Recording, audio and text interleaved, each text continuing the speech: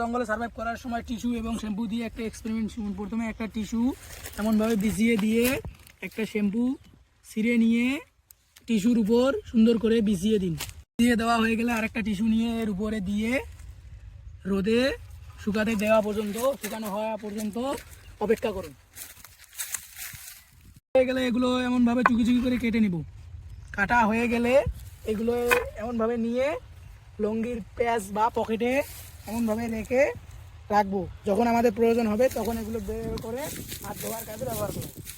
করার সময় হাত অপরিষ্কার হলে তারপর আমরা লুঙ্গির প্যাচ বা পকেট থেকে এই বড়ির মতো টিস্যুর এবং আর বড়িগুলো নিয়ে এমনভাবে পানি ঢেলে হাত পরিষ্কার করব।